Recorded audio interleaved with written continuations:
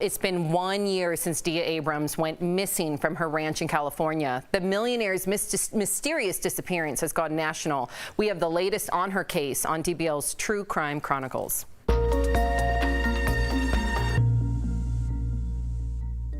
Lydia Abrams, known as Dia, was a wealthy 65-year-old widow.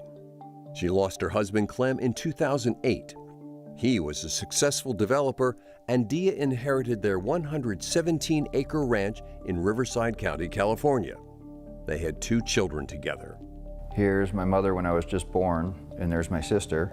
Clinton is still trying to piece together what happened to his mother on June 6, 2020.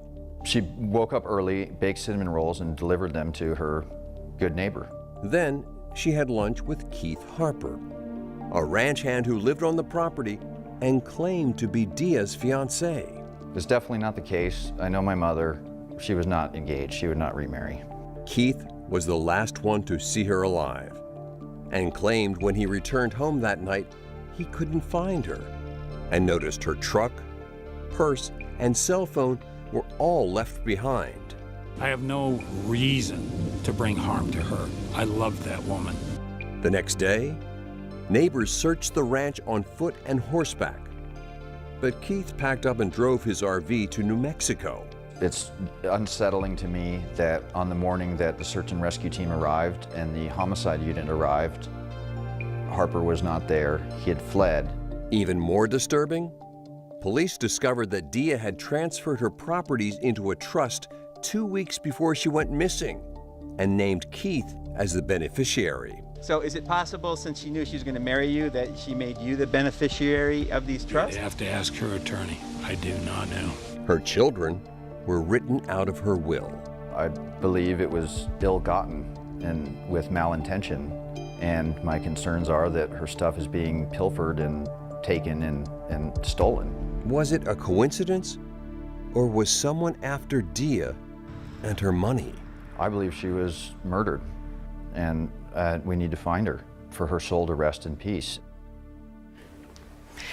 And earlier, Al and I spoke with a reporter who's worked very closely on this case. Take a look.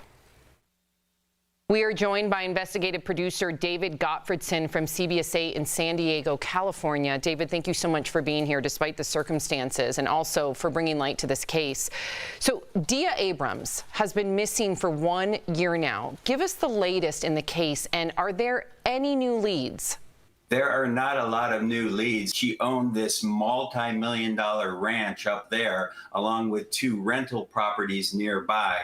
And we soon discovered that 2 weeks before she went missing, she had transferred all 3 of those properties into a trust, naming her boyfriend, Keith Harper, as trustee if she dies. At the time of her disappearance, she was involved in a multi-million-dollar probate case with her 2 children, where they were fighting over her late husband's estate. So there was a lot going on at the time she went missing, and now, a year later, there's little doubt in her family's mind that she is deceased. You recently sat down with Dia's son, Clinton.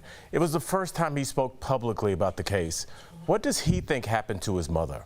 He told me he believes his mother has been murdered, and he was originally told by the Riverside Sheriff's Department not to talk to the media about the case, and so he respected that request. But now, 1 year later, he thinks the investigation has stalled, and he thinks somebody knows something about where his mother's remains may have been dumped, and he's asking people to come forward and tell police where his mother may be. So let's talk about the day that Dia disappeared. Keith Harper, you mentioned him, who claimed to be her fiancé, was the last person to see her. Would you call him a suspect? Has he spoken out? He denied any involvement in her disappearance. He has not been named a suspect by the Sheriff's Department, but certainly he is under suspicion because he was the last person to see her alive. And 2 days after she went missing from that multi-million-dollar ranch, he took off, drove away in an RV across California, across Arizona, and into New Mexico in an RV, while in fact they were still searching for Dia back at the ranch. Police caught up to him, served a search warrant, seized the RV, seized evidence from his storage business that he owns in New Mexico, and now he's back at the ranch, living there, operating it as if he is the trustee of the ranch, even though she has not been declared deceased. It's still technically a missing persons case.